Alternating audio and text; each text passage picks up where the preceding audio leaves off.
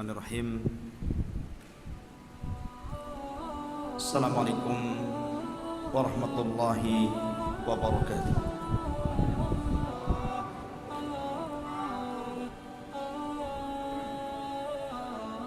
Alhamdulillah, salatu wassalamu ala Rasulillah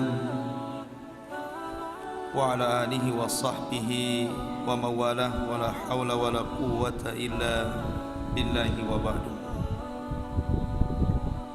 Alhamdulillah, pada malam hari ini dengan izin Allah Subhanahu wa taala kita bisa kembali berkumpul di Masjid Al-Khair. Semoga Allah Subhanahu wa taala membalas pada yang telah membangunnya, dan tentunya juga kita yang ikut memakmurkan di dalamnya. Pembahasan pada malam hari ini sebagaimana yang sudah disebar, kita akan bercerita tentang salah satu daripada ulul azmi minar rusul, rasul-rasul pilihan Allah Subhanahu wa taala.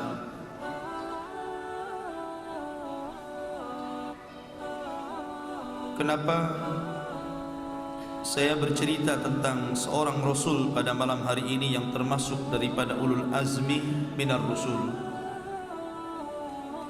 Karena apabila masuk di bulan Desember,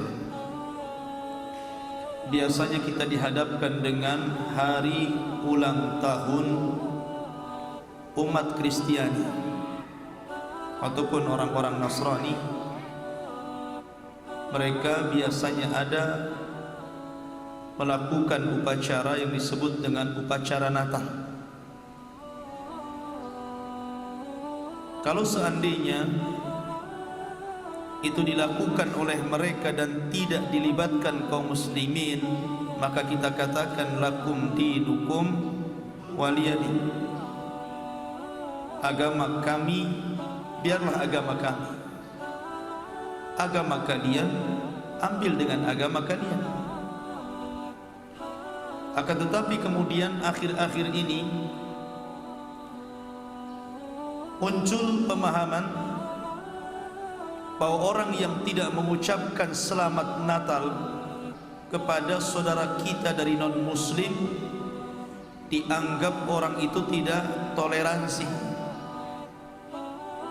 Yang katanya agama Islam itu agama toleransi. Maka kita katakan bahwa yang kita pahami tentang toleransi itu bukan mengucapkan selamat Natal. Kalau dalam ucapan itu tidak ada konsekuensi, di balik ucapan itu ada kekufuran, tentu tidak ada masalah kita mengucapkannya. Masalahnya mengucapkan kalimat itu masuk pada perkara ibadah dan akidah. Anda tahu kenapa mereka merayakan Natal? Karena mereka merayakan tentang ketuhanan Isa ibnu Maryam. Mereka mengatakan bahwa Isa itu anak Tuhan. Bahkan sebagian mereka mengatakan Isa itu satu di antara tiga Tuhan. Maksudnya Allah, Jibril, dan juga Isa bin Maryam. Dan ada yang lebih ekstrim lagi mengatakan Isa adalah Tuhan. Makanya Allah Subhanahu wa taala berfirman, laqad kafara alladhina qalu innallaha thalithu thalatha. Sungguh telah kafir orang yang mengatakan bahwa Allah itu satu di antara tiga. Dalam ayat yang lain, laqad kafara alladhina qalu innallaha huwal masih ibnu Maryam. Telah kafir ucapan orang yang mengatakan bahwa Allah adalah Al-Masih ibnu Maryam. Jadi kalau seandainya kita katakan selamat Natal kepada saudara kita dari Kristiani, berarti hakikatnya kita telah menyekutukan Allah Subhanahu wa taala dengan ketuhanan Yesus menurut mereka. Padahal kita tegas mengatakan kul huwallahu ahad, Allahus samad, lam yalid wa lam yulad wa lam yakul lahu kufuwan ahad. Ini akidah kita. Katakan ya Muhammad, Allah itu tunggal, seluruh makhluk bergantung kepada Allah. Dia tidak memiliki keturunan, artinya tidak punya istri, dan dia juga tidak diperanakkan. Allah tidak sama dengan makhluknya. Maka malam ini kita akan berkisah sebenarnya Isa bin Maryam itu siapa. Kenapa sampai-sampai orang Kristiani menuhankan Isa bin Maryam? Maka 1 jam ke depan kita akan mendengar tentang kisah beliau.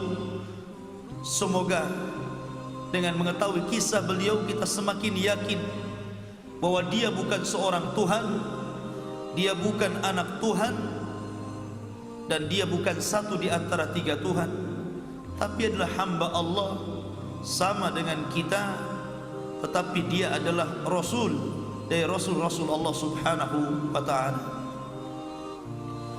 Ma'asyiral muslimin yang dimuliakan Allah subhanahu wa ta'ala, di dalam surah Al-Imran, dalam surah Al-Imran Allah subhanahu wa ta'ala berfirman pada ayat yang ke-35, idh qalat imra'atu Imran Rabbi inni nadhartu laka ma fi batni muharraran fataqabbal minni innaka antas samiul alim. Ingatlah ketika berkata istri daripada Imran. Siapa istri Imran itu? Hannah bintu Fakul. Imran itu dikenal dalam Al-Quran sebagai keluarga yang sangat soleh, karena dia adalah salah satu tokoh dari tokoh-tokoh besar yang tinggal di Baitul Maqdis, dan dia juga seorang muallim, seorang pengajar, seorang tokoh sentral ketika itu yang mengurus Baitul Maqdis. Karena kesolehannya, maka Allah subhanahu wa ta'ala menjadikan satu di antara nama-nama Al-Quran itu dengan nama Imran. Makanya ada surat namanya Al-Imran, keluarga Imran. Kenapa keluarga Imran itu sangat istimewa sampai dijadikan nama surat dalam Al-Quran? Karena keluarga Imran inilah keluarga yang sangat-sangat ma'ruf di zaman itu, orang yang mengurus Baitul Maqdis. Lah Allah takdirkan keluarga Imran ini, istrinya itu mandul, tidak punya anak. Akhirnya suatu ketika istrinya itu Hannah sedang berjalan-jalan, kemudian di tengah jalan dia melihat ada seekor burung yang sedang memberi makan anak-anaknya. Kemudian dia tertarik dengan burung tersebut. Akhirnya dia bernazar kepada Allah subhanahu wa ta'ala, inni nazartu laka ma fi batni muharraran fataqabbal minni. Rabbi inni nazartu, ya Rabb, aku bernazar kepadamu, kalau seandainya engkau berikan karunia kepadaku, engkau berikan anak pada perutku, maka aku akan jadikan anak ini dijadikan pembantu untuk mengurus Baitul Maqdis. Dan dia pun bernazar agar Allah memberikan anak laki-laki. Kemudian Allah subhanahu wa ta'ala berfirman lagi dalam surah Al-Imran ayat 36-nya, falamma wada'atha qalat rabbi inni wada'tuha untha wallahu a'lamu bima wada'at wa laysa dzakaru kal untha wa inni sammaituha Maryam wa inni u'idzuha bika wa dzurriyyataha minasyaitonir rajim. Perhatikan, Allah Subhanahu wa taala akhirnya kabulkan permintaan keluarga Imran ini. Tetapi yang tadinya minta anak laki-laki ini yang tidak bisa dikasih. Rupanya Allah Subhanahu wa taala berkehendak lain. Ketika dia bernazar ingin anak laki-laki, rupanya Allah takdirkan justru anak perempuan.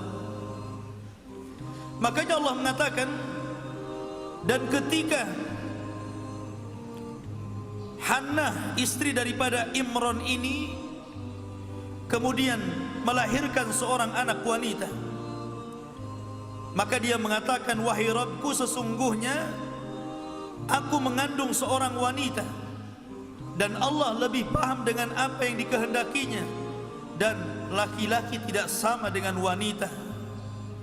Kemudian Allah mengatakan, dan sungguh aku beri nama orang tersebut dengan Maryam, dan sesungguhnya aku berlindung untuk dia dan keturunannya dari syaitan yang terkutuk.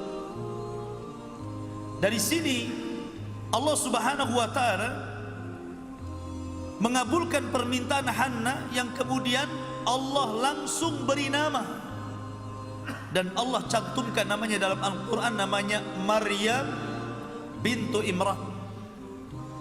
Maryam bintu Imran ini memiliki keistimewaan sejak lahir bahkan sampai keturunannya.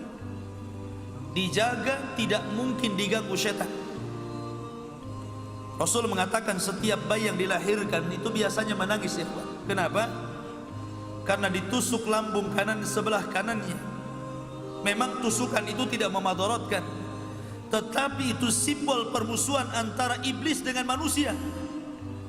Makanya setiap bayi yang dilahirkan itu menangis, kecuali dua bayi yang tidak ditusuk syaitan lambung kanannya. Pertama Maryam bintu Imran, dan yang kedua Isa bin Maryam. Ini sejarah daripada kelahiran Maryam. Lah karena keluarga Imran ini sudah berjanji kalau punya anak akan dititipkan di Baitul Maqdis, maka ketika kemudian Maryam ini sudah beranjak semakin besar, remaja, maka keluarganya kemudian menitipkan kepada Baitul Maqdis. Namun sayang, Maryam ini anak yatim. Sebelum lahir bapaknya Imran meninggal dunia. Akhirnya ketika melahirkan Maryam, tentu seorang ibu sangat berat untuk meninggalkan anaknya, apalagi anak perempuan. Sementara ayahnya sudah tidak ada, tapi karena dia sudah bernazar kalau punya anak akan diserahkan ke Baitul Maqdis, maka dengan terpaksa akhirnya Maryam pun dikirim ke Baitul Maqdis dan akan dirawat oleh para padri-padri yang ada di Baitul Maqdis. Maka ketika itu menjadi rebutan para padri.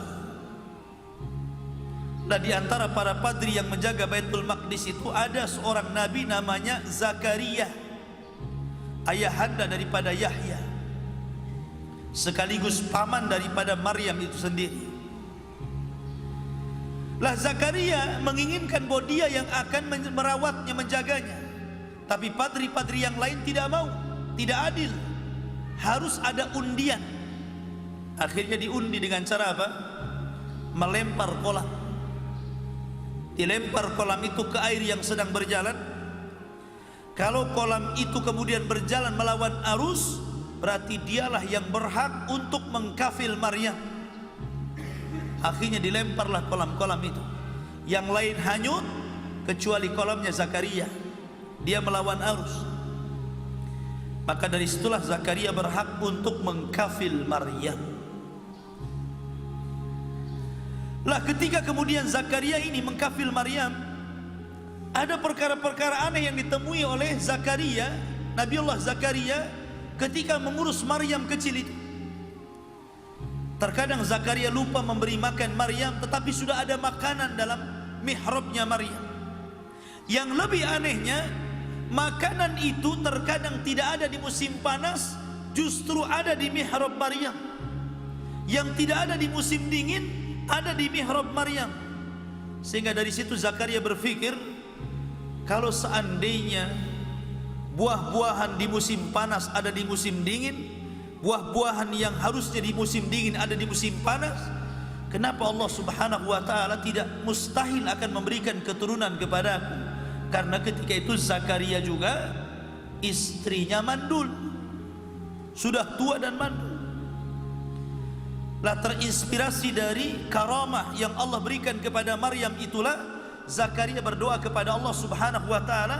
Akhirnya datang malaikat memberi kabar gembira akan kelahiran Yahya.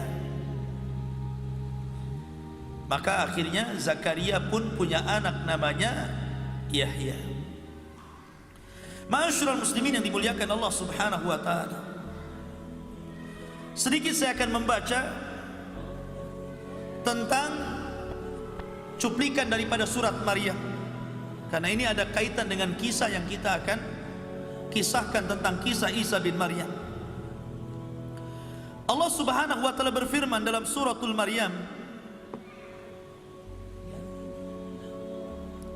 jadi ketika Maryam berada di mihrabnya, dan mihrab itu ingat tidak ada yang masuk kecuali Zakaria saja, dan Maryam menghabiskan waktunya hanya untuk beribadah, sujud, ruku. Makanya Allah mengatakan wasjudi warka'i, sujudlah engkau dan rukulah engkau. Tetapi suatu ketika datang seorang malaikat yang menjelma wanita, menjelma laki-laki yang sangat tampan sekali. Ikhwan, antum tahu cerita Nabi Yusuf? Ketika Zulaikha melihat Nabi Yusuf, apa kata Zulaikha itu? Sungguh aku tidak melihat Nabi Yusuf itu sebagai manusia, jangan-jangan dia malaikat. Karena apa? Ketampanannya. Sampai-sampai wanita yang melihat Nabi Yusuf itu waqatta'na aydiyana, sedang motong-motong buah gitu kan, gak terasa kemudian terpotong jarinya karena terhipnotis dengan ketampanan Yusuf alaihi salatu wassalam. Bagaimana kalau seandainya yang menjelma itu adalah Jibril dengan sangat sempurna, yang tidak ada kekurangannya, kemudian menjumpai Maryam, dan Allah Subhanahu wa ta'ala berfirman, fattakhadhat min dunihim hijaban fa arsalna ilaiha ruhana fatamatsala laha basharan sawiyya. Lalu dia memasang tabir yang melindunginya dari mereka, lalu kami mengutus roh kami Jibril kepadanya, maka dia menampakkan diri di hadapannya dalam bentuk manusia yang sangat sempurna. Lihat ikhwan, Maryam ini wanita yang betul-betul terdidik, wanita yang bisa menjaga diri. Dia tidak mudah melihat laki-laki tampan di hadapannya. Tetap saja Maryam mengatakan, inni a'udzu birrahmani mink in kunta taqiyya. Sungguh aku berlindung kepada Allah, Zat yang maha pengasih terhadapmu. Jika engkau orang yang bertakwa, jangan dekat-dekat aku. Tuh lihat bagaimana ini cerminan seorang wanita yang menjaga kesuciannya kan. Ini malaikat loh ya. Ketika menjelma manusia itu tidak sembarang menjelma. Tentu akan menjelma orang yang sangat tampan sekali. Akan tetapi Maryam ini wanita yang terdidik luar biasa, wanita yang menjaga kesuciannya. Dia tidak tergiur dengan bentuk laki-laki di hadapannya. Beda dengan wanita di zaman sekarang,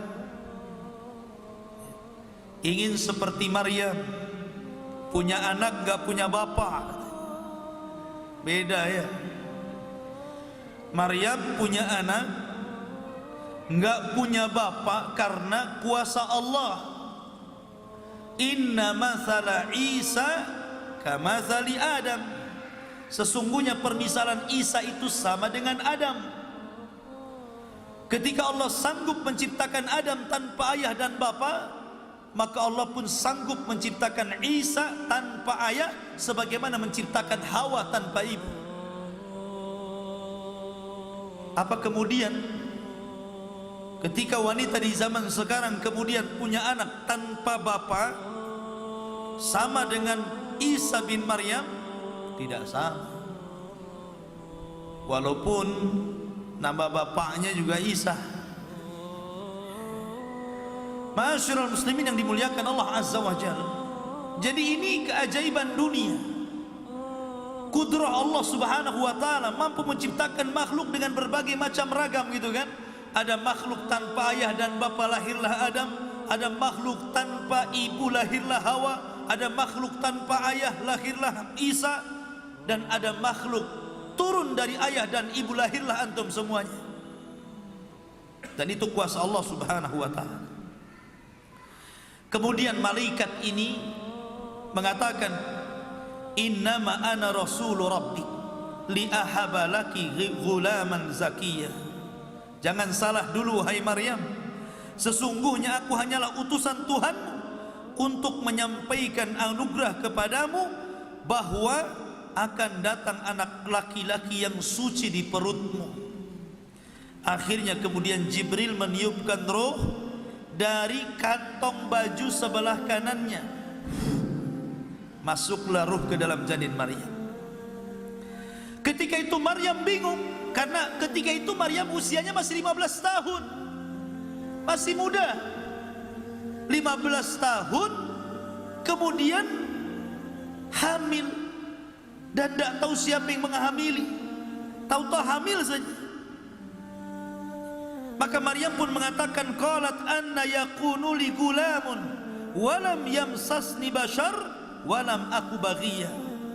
Maryam berkata, bagaimana mungkin aku mempunyai anak laki-laki padahal tidak pernah ada laki-laki yang menyentuhku dan aku bukan seorang pezina. Maka Allah mengatakan, qala kadzalika qala rabbuki huwa alayya hayyin walinaj'alahu ayatan linnasi wa rahmatan minna wa kana amran maqdiyah. Maka Jibril berkata, demikianlah Tuhanmu berfirman, hal itu mudah bagiku, dan agar kamu menjadikannya suatu tanda kebesaran Allah bagi manusia dan sebagai rahmat dari kami, dan hal itu adalah suatu urusan yang sudah ditetapkan. Mau diapakan lagi? Ini putusan Allah. Coba kalau sekarang ada seorang wanita hamil betul-betul tidak pernah berzina dan disentuh laki-laki, boleh jadi dihamili jin ya, atau bukan hamil, mungkin ada tumor tuh di perutnya, lagi kembung perutnya. Tetapi ikhwatu fillah, ini ujian Maryam usia 15 tahun, tinggal di Baitul Maqdis, pekerjaan ibadah setiap hari, ruku, sujud dan berzikir kepada Allah. Tiba-tiba hamil. Gimana tuh perasaan? Ya kan? Maryam itulah wanita suci dan dikenal hanya taat ibadah kepada Allah Subhanahu wa ta'ala. Tiba-tiba hamil, apa yang harus dikatakan kepada manusia? Ini ujian Maryam. Makanya kemudian Maryam pun dikatakan fahamalathu fantabadat bihi makanan qasiyah. Maka dia Maryam mengandung, lalu dia mengasingkan diri dengan kandungannya itu ke tempat yang sangat jauh karena malu. Malu sekali gitu kan. Nanti apa kata orang? Masa saya dikatakan pezina? Masa saya dikatakan wanita kotor? Akhirnya Maryam meninggalkan Baitul Maqdis. Ada yang mengatakan menuju Baitul Lahmin. Disinilah Isa bin Maryam dilahirkan. Kemudian Allah mengatakan, fa'aja'aha al-makhadu ila jid'in nakhlati qalat ya laitani mittu qabla hadha wa kuntu nasyan mansiyah.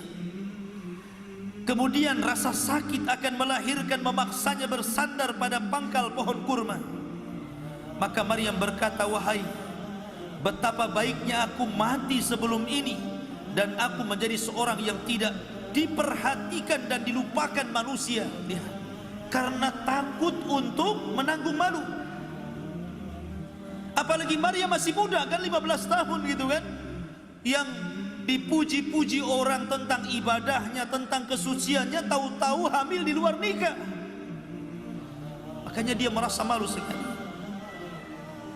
Kemudian Allah mengatakan, fanadaha min tahtiha alla tahzani qad ja'ala rabbuki tahtaki sariya wa huzzi ilaiki bijid'in nakhlati tusaqit alaiki rutaban janiyah. Maka kemudian Jibril menyerukan kepadanya dari tempat yang rendah, janganlah engkau bersedih.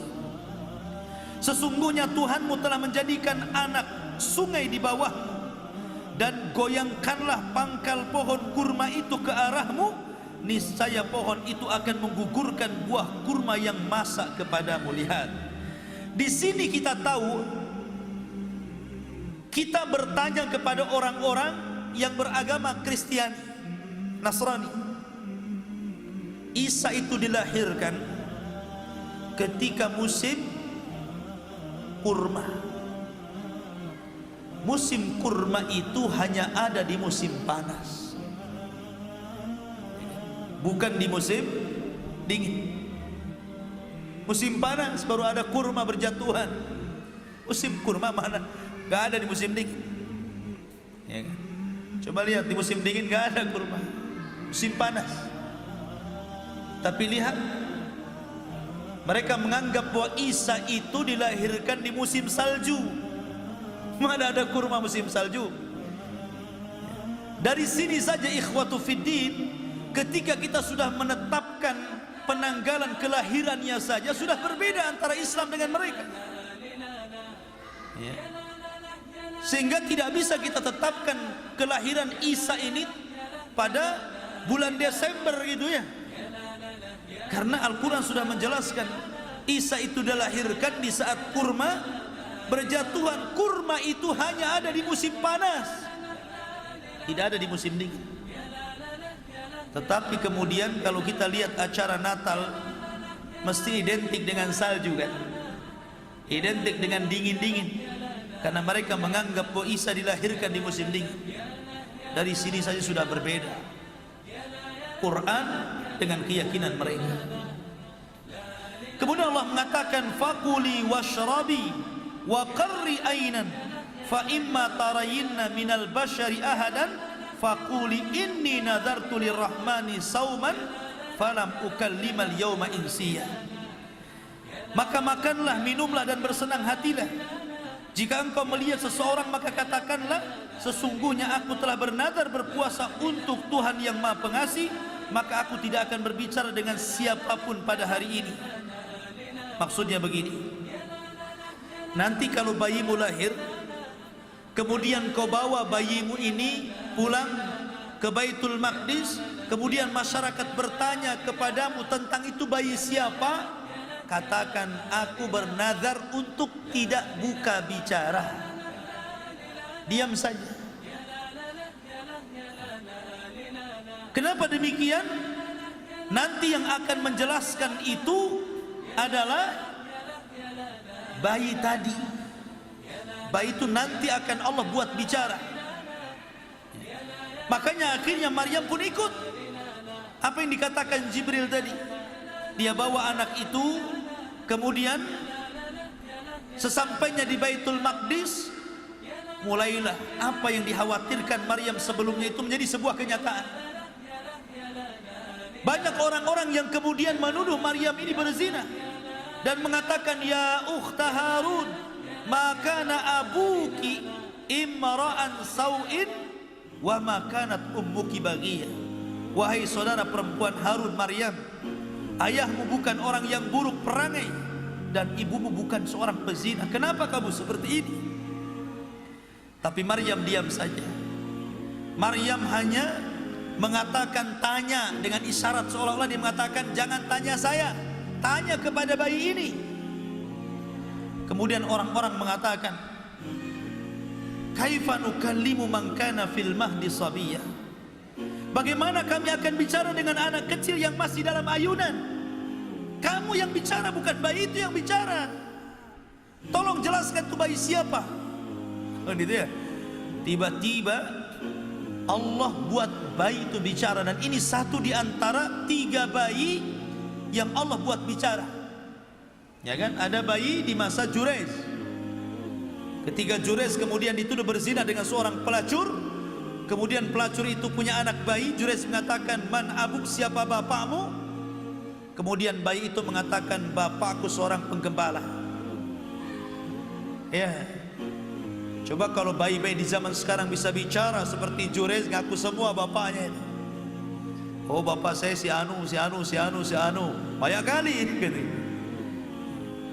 Jadi ini bayi Jurez bisa bicara. Kemudian bayi di zaman Masyitah, ketika Masyitah hendak dilempar, bayinya dilempar ke kuali, tiba-tiba bisa bicara bayi, menenangkan ibunya. Dan yang ketiga ini sebagai mukjizat Isa bin Maryam. Apa kata Isa? Bayi masih kecil yang masih di ayun-ayun itu tiba-tiba mengatakan, qala inni Abdullah ataniyal kitab wa ja'alani nabiyya. Sesungguhnya aku hamba Allah, Dia memberiku kitab Injil, Dia menjadikan aku seorang nabi. Wa ja'alani mubarakan aynama kun wa awsani bis salati waz zakati ma dumtu hayya.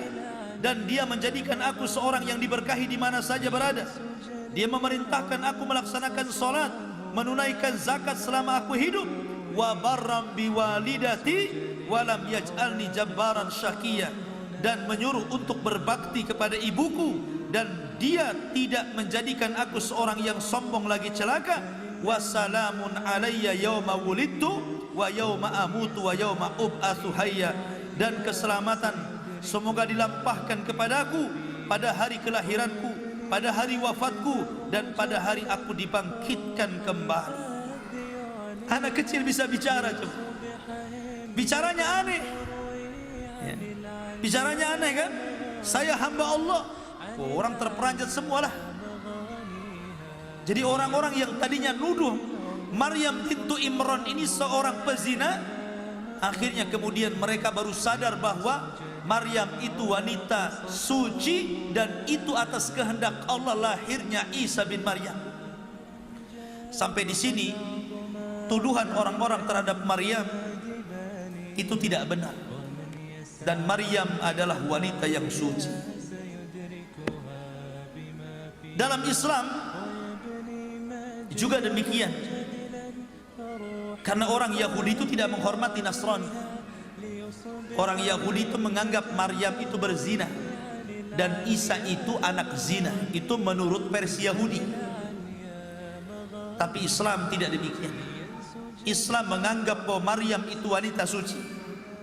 Dan Isa itu bukan anak zina, tapi juga bukan anak Tuhan. Dia seorang manusia sama dengan kita.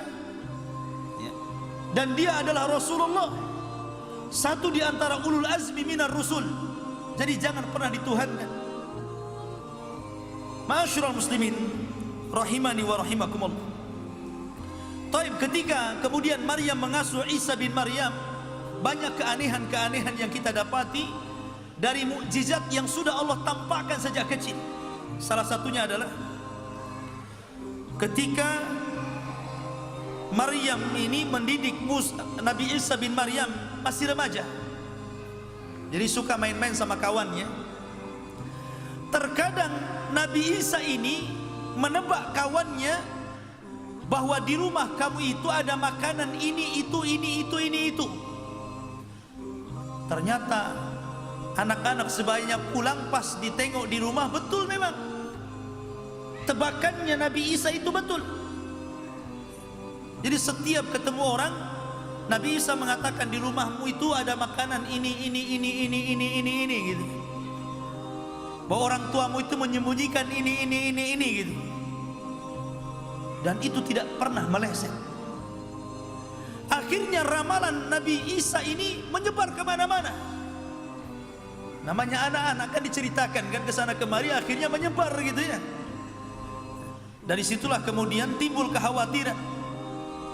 Timbul kekhawatiran bagi ibundanya Maryam, kalau sampai kemudian orang-orang Yahudi tahu bahwa Isa adalah calon seorang nabi dan rasul, tentu akan dibunuhnya. Sama seperti ketika Abu Talib membawa Nabi SAW untuk berdagang ke Syam kan, ketemu dengan seorang Buhairah rahib dan mengatakan, ya Abu Talib, jangan kau bawa dia ke Syam, nanti dibunuh Yahudi kalau mereka tahu. Pulang lagi ke Mekah. Maka juga nasibnya sama dengan Isa. Akhirnya kemudian Maryam pun membawa Nabi Isa bin Maryam menjauhi daerah itu. Kemudian dibawa jauh, ada yang mengatakan ke Mesir, ada yang mengatakan dari Baitul Lahmin kembali ke Baitul Maqdis di Palestina.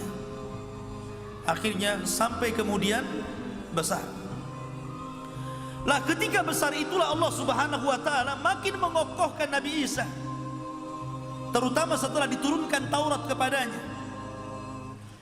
Kemudian juga Allah Subhanahu wa taala berikan banyak mukjizat kepada Nabi Isa bin Maryam, dan hampir semua mukjizat yang Allah berikan kepada Isa itu berkaitan dengan urusan obat-obatan. Karena di zaman itu, di zaman Nabi Isa bin Maryam, manusia itu senang untuk mempelajari dunia perobatan, sehingga banyak penyakit-penyakit yang dianggap luar biasa dianggap biasa karena ditemukan racikan-racikan obat yang sanggup untuk mengobatinya. Maka akhirnya Allah Subhanahu wa taala memberikan mukjizat kepada Isa yang disamakan dengan kebiasaan kaumnya. Salah satunya apa? Dia mampu menyembuhkan orang buta permanen. Ya. Jadi orang yang dilahirkan dalam kondisi buta, maka bisa diusap oleh Isa bin Maryam dan bisa melihat lagi. Ini kan luar biasa. Kemudian penyakit kulit. Bahkan Nabi Isa bin Maryam 4 kali menghidupkan orang mati. Tentu semua karena izin Allah Subhanahu wa taala. 4 kali dia pernah menghidupkan orang mati. Salah satu kisah yang masyhur, ketika Nabi Isa bin Maryam lewat di sebuah kuburan, ada ibu yang sedang menangis. Ibu itu menangis karena kematian putrinya. Kemudian ibu itu bernazar, dia tidak akan pulang dari kuburan itu sampai dia meninggal juga di kuburan itu. Dan kebetulan Nabi Isa sedang lewat di situ. Kemudian kata Isa bin Maryam, maukah ibu engkau mencabut lagi nazarmu? Kalau seandainya ku hidupkan putrimu. Akhirnya kata ibu ini, ya, kalau betul-betul kau bisa menghidupkan putriku, aku akan cabut nadarku. Akhirnya kemudian Isa bin Maryam pun berdoa, bermunajat kepada Allah Subhanahu wa taala. Tiba-tiba kuburan itu bergerak-gerak. Setelah bergerak-gerak kemudian pecah dan belah. Akhirnya keluar anak itu dari lubang kuburan, hidup lagi. Biiznillah, tentu karena izin Allah Subhanahu wa taala. Makanya ketika kita bicara Dajjal, Dajjal itu disebut Al-Masih. Isa juga sama disebut Al-Masih. Apa bedanya Masihud Dajjal dengan Masih Isa bin Maryam? Ada yang mengatakan Masih itu karena mengusap orang mati jadi hidup. Dajjal juga sama, bisa menghidupkan orang mati. Tapi bedanya permainan sihir yang dibuat oleh iblis dan syaitan. Tapi kalau Nabi Isa itu betul-betul orang itu hidup lagi karena izin Allah Subhanahu wa taala, dihidupkan lagi. Tapi anak ini kemudian mengatakan kepada ibundanya dan mengatakan, wah ibunda, kenapa kau meminta agar aku hidupkan kembali? Kemudian dijelaskan macam-macam, akhirnya diikhlaskan dan hanya dalam tempo beberapa menit kemudian meninggal lagi. Setelah ibu itu mengikhlaskan kematian putrinya. Dan dalam kesempatan lain 4 kali Nabi Isa itu menghidupkan orang mati. Dan itu luar biasa. Luar biasa menghidupkan orang mati. Salah satu mukjizat Nabi Allah Musa, Nabi Isa alaihi salatu wassalam. Taib ikhwatu fiddin, muliakan Allah subhanahu wa ta'ala. Ketika Nabi Isa ini dikenal bukan hanya seorang nabi dan rasul, juga seorang tabib yang luar biasa, akhirnya ini mengkhawatirkan kerajaan. Ini kalau dakwah Isa ini semakin banyak pengikut, ini kami terancam nih, bahaya nih. Akhirnya mulailah kemudian penguasa membuat semacam makar, hendak membuat kriminal terhadap para ulama. Jadi ke sana ya. Ya memang begitu ikhwan. Di zaman itu ketika kemudian dakwah Nabi Isa sudah mulai berkembang, banyak pengikutnya, kerajaan khawatir tuh. Ini kalau berkembang banyak-banyak bahaya kami. Bisa terancam akidah kami, bisa terancam keyakinan kami, bukan hanya itu saja, terancam kedudukan kami. Akhirnya kemudian mereka pun membuat siasat untuk melakukan pembunuhan kepada Isa bin Maryam. Al-Imam Al-Hafidh Ibnu Katsir rahimahullahu ta'ala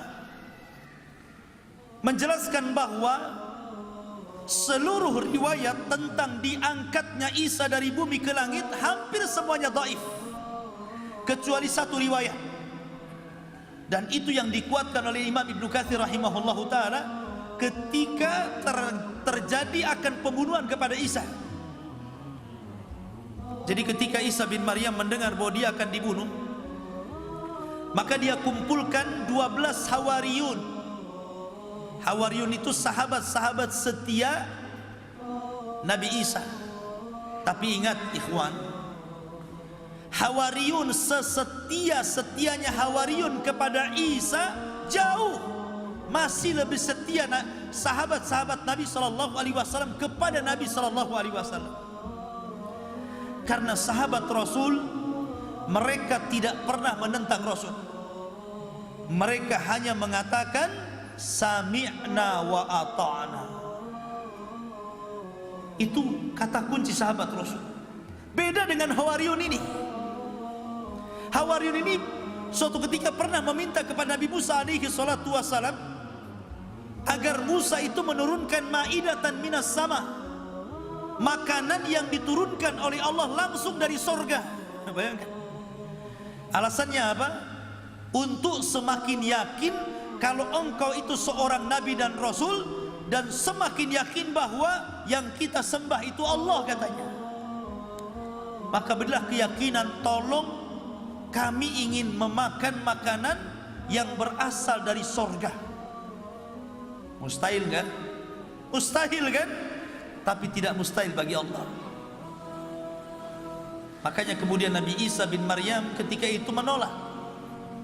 Tetapi karena Hawariyun yang meminta dan mendesak, karena mereka sudah berpuasa 30 hari terus mendesak Nabi Isa alaihi salatu wassalam, maka Isa pun berdoa kepada Allah.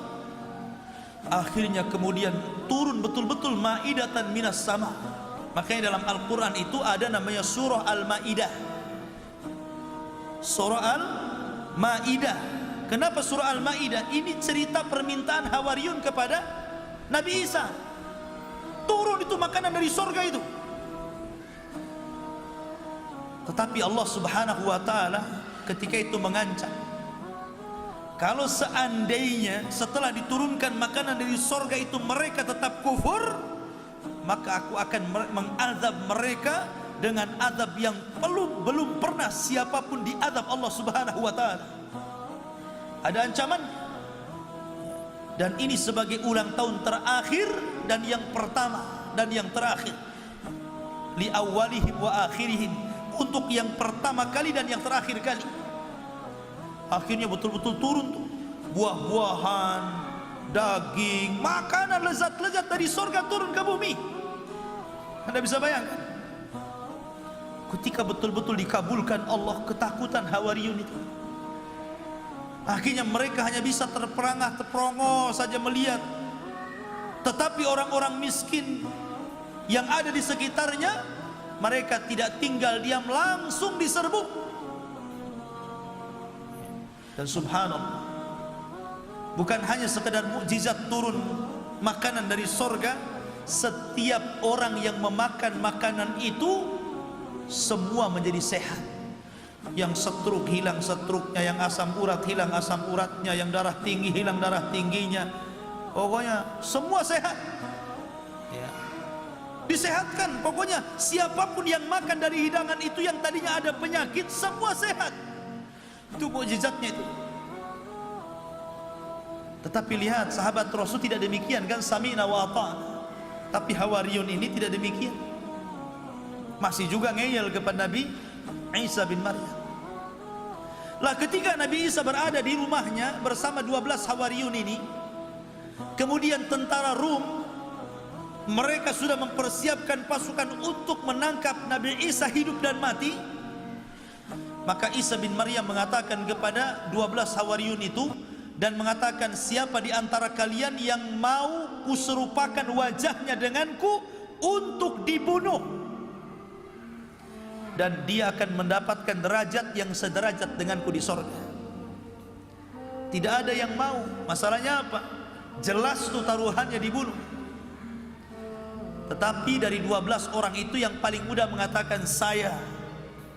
Memang anak mudanya berani, saya.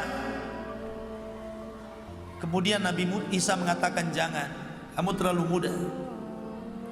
Kemudian Isa mengatakan lagi, siapa di antara kalian wahai Hawariyun yang mau keserupakan wajahnya untuk dibunuh, maka dia akan mendapatkan derajat yang sederajat denganku di sorga. Tidak ada lagi yang ngacung, dia lagi yang ngacung, saya wahai Nabi Isa. Sampai 3 kali, dia lagi, ya sudah, kalau begitu kamu. Dari situ Nabi Isa meminta agar yang 11 orang bubar, melarikan diri, berdakwah masing-masing di daerahnya. Kemudian Isa pun Allah katakan, ya Isa bin Maryam, inni mutawaffika wa rafi'uka ilayya wa mutahhiruka minal ladzina kafar. Maka Isa pun diangkat dari ventilasi yang ada di atas, diangkat ke langit oleh Allah di usia 33 tahun. Ada sebagian para ulama, ketika diangkat itu akhirnya selesailah tugas kenabian Isa bin Maryam. Maka ketika diangkat sudah bukan menjadi nabi lagi, dan di akhir zaman diturunkan bukan sebagai nabi, tapi dia hanya diberikan tugas untuk membunuh Dajjal, mematahkan salib, dan juga membunuh babi, dan berhukum dengan hukum keadilan. Ada yang mengatakan seperti itu. Jadi ketika di atas, dinaik ke atas bukan seorang nabi lagi, dan hitungan tinggal di langit tidak dihitung. Sebagaimana ketika kita bicara tentang Ashabul Kahfi, ataupun ketika kita bicara tentang Nabi Uzair yang ditidurkan 100 tahun, kemudian bangun lagi seolah-olah hanya tidur beberapa jam, yang 100 tahun tidak dihitung usianya. Artinya apa? Tetap saja sebelum dia tidur, sampai kemudian tidur, kemudian dibangunkan lagi setelah 100 tahun, tidak ada yang berubah dari wajahnya. Padahal sudah 100 tahun harusnya di mana-mana ubannya kan? Tapi yang 100 tahun tidak dianggap usianya, sama dengan Isa juga. Walaupun dia sudah diangkat mungkin 400 tahun yang silam ke langit, tapi bukan berarti di langit itu dianggap usianya, sehingga kalau turun kayak tua banget sudah ratusan tahun usianya ya. Tidak. Dia tetap dianggap 33 tahun. Karena Nabi mengatakan bahwa Nabi Isa ketika turun itu akan tinggal di bumi selama 40 tahun. Kalimat 40 tahun ini yang menjadi khilaf para ulama. Ada yang mengatakan 40 tahun itu dipotong dengan usianya 33 tahun sebelum diangkat, sisanya 7 tahun. Disitulah Nabi Isa berada di akhir zaman hanya 7 tahun saja bersama penguasa Imam Mahdi, kemudian meninggal. Ada yang mengatakan 40 tahun itu ditambah dengan 33 tahun, maknanya 7 tahun bersama Imam Mahdi, lebihnya Imam Mahdi meninggal, kemudian menggantikan Imam Mahdi dan hidup bersama kaum muslimin pada waktu-waktu sisa daripada tahun-tahun 40 itu sampai dia wafat. Terjadi silang pendapat tentang masalah itu, tapi yang jelas bahwa Isa bin Maryam itu diangkat. Tetapi orang-orang Yahudi yang mengklaim bahwa dia telah menyerbu orang-orang Nasrani, Nabi Isa bin Maryam, kemudian berhasil menangkap, menyalib, kemudian disalib di tiang gantungan, maka mereka mengatakan bahwa kami telah membunuhnya dan kami telah menyalibnya. Maka Allah bantah, wa ma qataluhu wa ma sallabuhu walakin syubbiha lahu. Isa tidak dibunuh, Isa tidak disalib, bahkan Isa diserupakan. Bahkan di ujung ayat Allah mengatakan bal rafa'ahu Allahu ila sama, bahkan Isa diangkat ke langit. Walaupun terjadi pendapat apakah sebelum diangkat Isa diwafatkan baru diangkat atau ditidurkan baru diangkat, seperti Imam Suyuti mengatakan Isa diwafatkan dulu baru diangkat, tapi jumhur mengatakan tidak, Isa itu hanya ditidurkan kemudian diangkat. Tapi baik yang mengatakan diwafatkan dulu baru diangkat atau ditidurkan baru diangkat, sama-sama meyakini bahwa Isa itu tidak dibunuh orang Yahudi, tidak disalib, dan tidak ada dalam tiang gantungan. Hanya memahami kalimat mutawaffika itu saja, kami wafatkan kamu. Dan dua-duanya sepakat di akhir zaman akan turun untuk membunuh Dajjal, mematahkan salib, membunuh babi, dan menghukum dengan hukum keadilan. Dari sini jelaslah ikhwatu fiddin siapa Nabi Isa. Nabi Isa itu manusia. Dia berjalan di bumi, dia makan, dia minum. Tidak mungkin seorang Tuhan makan dan minum dan berjalan di pasar-pasar. Maka jelas bagi kita bahwa Isa itu manusia sama dengan kita. Kalau memang dia punya kelebihan karena tidak ada bapa, maka Adam juga jauh punya kelebihan dibandingkan Isa. Kalau Anda menuhankan Isa, harusnya Anda menuhankan Adam dan Hawa, karena keduanya lebih hebat, tidak ada ayah, tidak ada bapa. Tapi kenapa Adam Anda katakan Nabi dan Isa Anda katakan sebagai Tuhan? Bahkan lebih parah lagi, ketika kemudian Anda mengatakan bahwa Isa itu berada di tiang gantungan sedang disalib, sengaja dia ditangkap untuk dibunuh dan disalib karena hanya untuk menebus dosa-dosa Adam dan umatnya. Nabi Adam kapan berbuat dosa? Di sorga dia berbuat dosa, hanya memakan buah larangan kemudian diturunkan ke bumi. Habis itu Adam bertobat kepada Allah, Rabbana zalamna anfusana wa illam taghfir lana wa tarhamna lanakunanna minal khasirin. Allah ampuni sudah. Tiba-tiba kemudian orang-orang ini mengatakan bahwa pengorbanan Isa itu tidak sia-sia karena menebus dosa Adam dan keturunannya. Bagaimana mungkin ini? Ya. Makanya ikhwatu fiddin, kalau kemudian setiap bulan Desember kita dihadapkan dengan Natal, maka jangan pernah Anda ucapkan selamat Natal. Ya, mereka punya agenda apabila datang Idul Fitri, Idul Adha, mereka memasang di gereja-gereja mereka itu selamat Idul Fitri bagi saudara kita kaum muslimin, selamat Idul Adha bagi saudara kita kaum muslimin. Mereka juga punya keinginan sama. Kalau acara Natal, harusnya di masjid-masjid kaum muslimin juga mengucapkan seperti itu. Tidak bisa. Lakum dinukum waliyadi. Anda jangan pernah memaksa yang mayoritas, karena yang mayoritas juga tidak akan memaksa yang minoritas. Toleransi dalam beragama itu ikhwatu fiddin bukan mencampur adukan yang hak dengan yang batin. Justru ketika kita tidak mengganggu agama kalian dan kalian tidak mengganggu agama kami, itulah toleransi namanya. Karena Allah yang mengatakan lakum dinukum waliyadin. Agama kalian agama kalian, agama kami agama kami. Jangan kalian paksakan agama kami, kami tidak akan maksakan agama kalian. Masalahnya bukan di situ. Orang Nasrani, orang Kristen dari saudara kita itu, antum ketika tidak mengucapkan selamat Natal, mereka gak sakit hati kok. Sebagaimana ketika kita, mereka tidak mengucapkan selamat Idul Adha, selamat Idul Fitri kepada kita, Anda sakit hati? Tidak kan? Kita tidak sakit hati walaupun ketika Idul Adha, Idul Fitri mereka tidak mengucapkan selamat Idul Fitri dan Idul Adha. Kenapa? La ikraha fiddin. Lalu siapa yang sakit? Orang Nasrani nggak sakit, kita tidak mengucapkan selamat Natal. Kita juga tidak sakit, orang Nasrani tidak mengucapkan selamat Idul Fitri. Yang sakit itu kaum muslimin yang otaknya sudah error, yang sudah terkena penyakit liberal. Sudah ada PKI di sininya nih. Mereka yang sakit hati. Kemudian berusaha mencari dalih, bukan dalil, dalih pembenaran, dicari-carikan dalil tentang bolehnya mengucapkan selamat Natal. Gimana bolehnya mengucapkan selamat Natal? Mengucapkan selamat Natal itu sama dengan mengucapkan selamat atas ketuhanan Yesus. Ya nggak mungkin. Kalau Anda mengatakan selamat ya Yesus jadi Tuhan, enak kali. Ini sama dengan menyekutukan Allah dengan makhluknya. Lalu di mana qul huwallahu ahad kalian itu?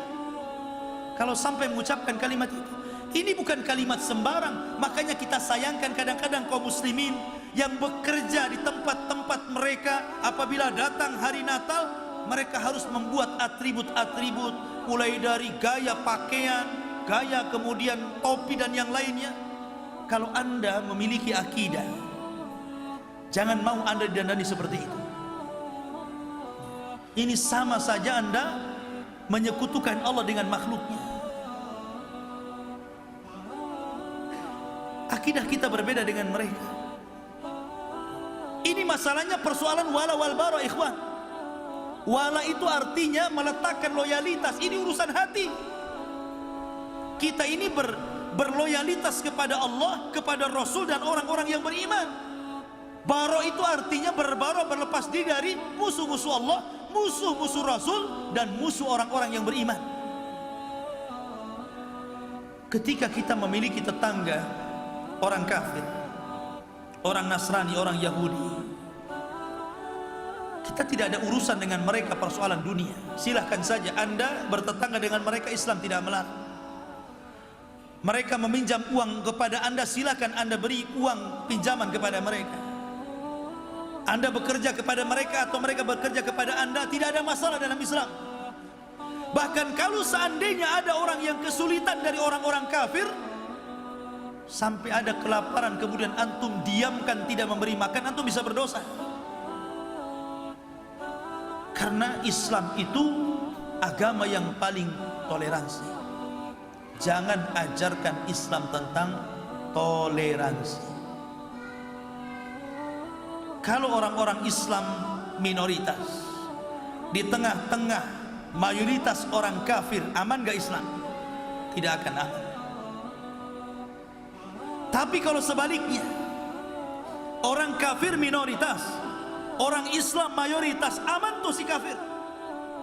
Karena dalam Islam itu, kafir itu terbagi menjadi 4. Yang 3 dilindungi, yang 1 diperangi.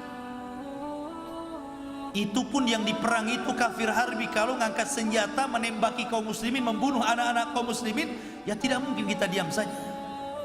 Tapi kalau mereka bertetangga dengan kita atau datang dari negeri seberang yang kafir hendak meminta suakatah jalan-jalan berbisnis ataupun yang lainnya, atau mungkin negara kafir melakukan hubungan dengan negara Islam, maka mereka tidak bisa diperangi. Bahkan orang yang memerangi tidak akan mencium bau sorga. Tetapi ketika minoritas muslim berada di tengah-tengah mayoritas kafir, terjadilah apa yang terjadi dengan saudara kita yang ada di Cina, saudara kita yang ada di Burma, saudara kita yang ada di Sisan dan tempat-tempat yang lain. Ma'asyiral muslimin yang dimuliakan Allah Azza wa Jalla, maka mengucapkan kalimat itu sama dengan menanggalkan akidah qul huwallahu ahad. Jangan sekali-kali antum ucapkan kalimat itu. Dan jangan pernah memakai atribut mereka. Man tasyabbaha biqaumin fahuwa minhum.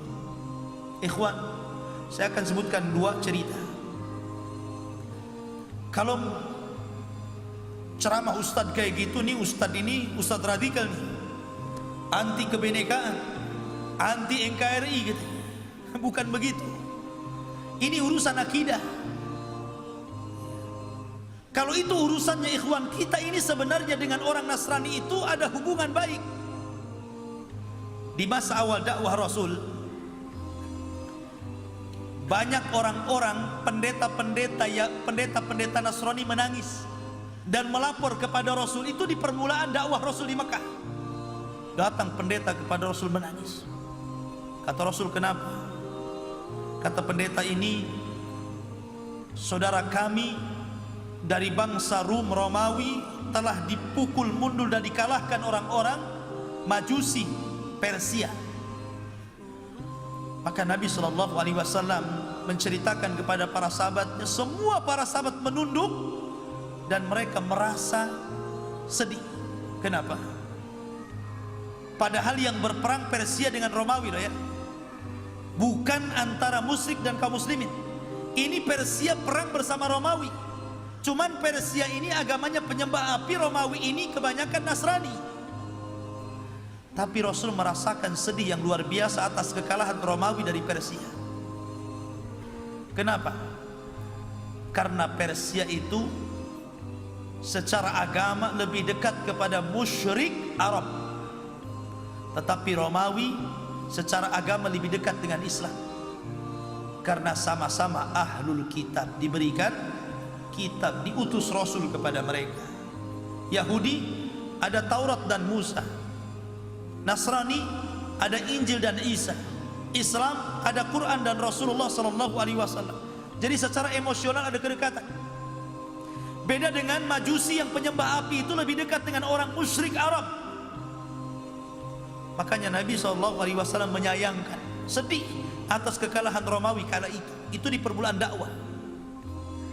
Datang orang musyrik kepada Nabi, "Hei Muhammad, kamu sudah dengar bahwa saudara-saudara kami Persia berhasil mengalahkan saudara kalian Romawi?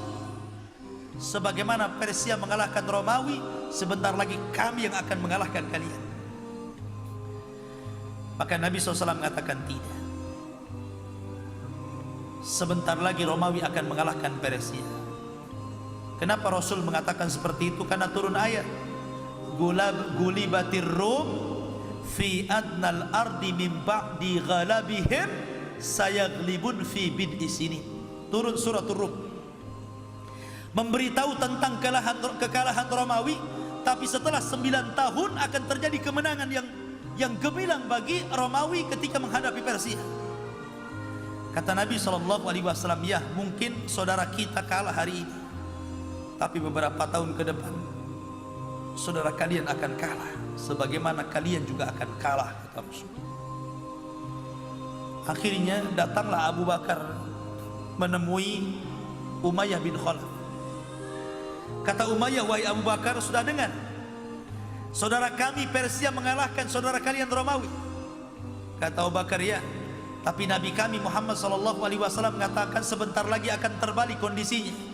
Beberapa tahun ke depan Romawi akan mengalahkan saudara kalian Persia. Kata Umayyah, tidak mungkin kalah, pasti menang.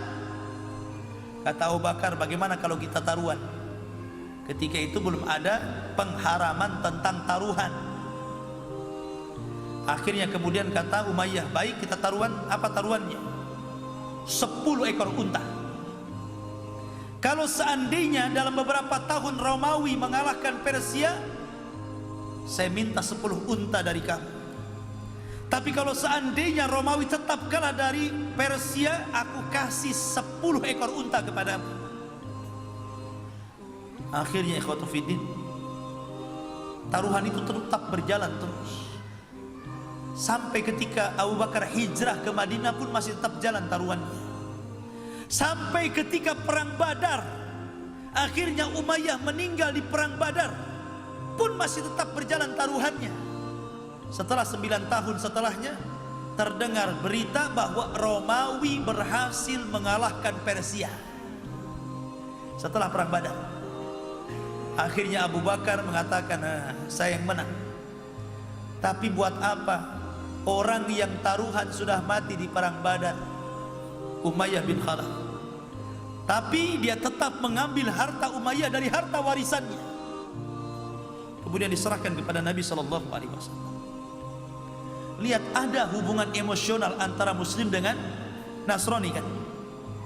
Dengan umat Kristen ada hubungan kita ini. Bahkan Nabi Isa lebih banyak disebut namanya dalam Al-Quran dibandingkan Rasul Sallallahu Alaihi Wasallam.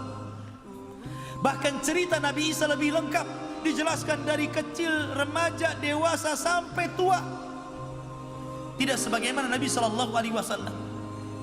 Karena memang ada ikatan emosional kita dengan mereka. Tapi walaupun demikian, kalian sudah punya Nabi dan berakhir kenabian Isa bin Maryam. Tapi kami punya Nabi tidak berakhir kenabiannya sampai kiamat dibangkitkan. Bahkan Rasul mengatakan, siapapun Yahudi, siapapun Nasrani yang mendengar aku diutus kemudian tidak beriman kepadaku, maka dia pasti masuk jahanam. Ingat ikhwatu fiddin, keyakinan kita adalah qul huwallahu ahad. Allah itu yang maha tunggal, lam yalid wa lam yulad. Maka saya nasihatkan kepada antum, jangan terlibat dalam ulang tahun orang-orang kafir. Jangan terlibat. Apakah mengucapkan selamat ulang tahun mereka, ataukah ikut undang dan hadir di acara mereka, ataukah menggunakan atribut-atribut mereka, ataukah menyanyikan yel-yel yang mereka lakukan ketika mereka melakukan acara seperti itu. Jauhi perkara itu, karena ini urusan agama, urusan akidah. Jangan antum gadaikan dengan mengatakan bahwa Isa adalah Tuhan, Isa satu di antara tiga Tuhan, ataupun Isa adalah Tuhan. Itu sendiri terlalu ekstrim bagi kita. Karena Isa adalah manusia sama dengan kita, tapi bagaimanapun dia seorang Nabi dan Rasul, sehingga dia manusia tidak perlu disembah, tapi sebagai seorang Rasul perlu kita benarkan. Ya, la nufarriqu baina ahadim mir rusul. Wallahu alam. Ini diantara kisah daripada Isa bin Maryam. Mudah-mudahan ada manfaatnya. Subhanakallah bihamdika asyhadu an la ilaha illa anta astaghfiruka wa atubu ilaik. Allahu ta'ala. Assalamualaikum warahmatullahi wabarakatuh.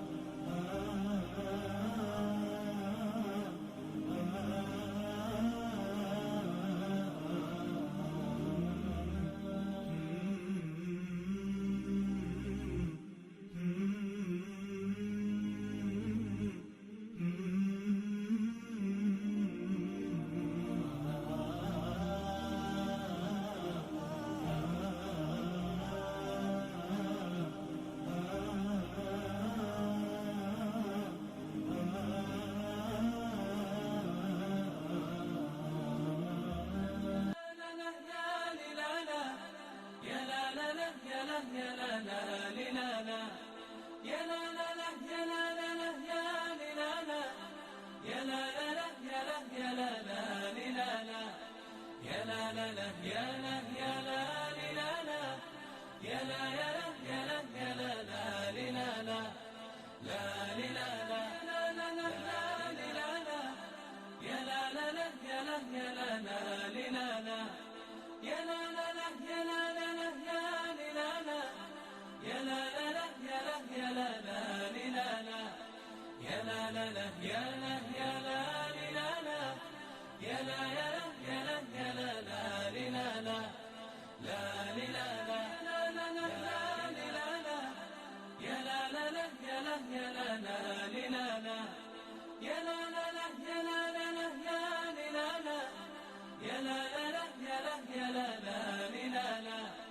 لا لا لا يا لا يا لا يا لا يا لا يا لا يا لا لا يا لا لا لا يا لا يا لا يا لا لا لا يا لا لا لا يا لا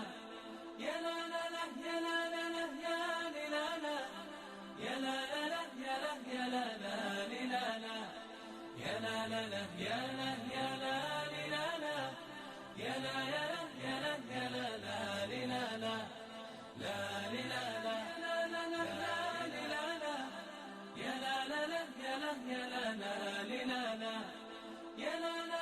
لا لا يا لا يا لا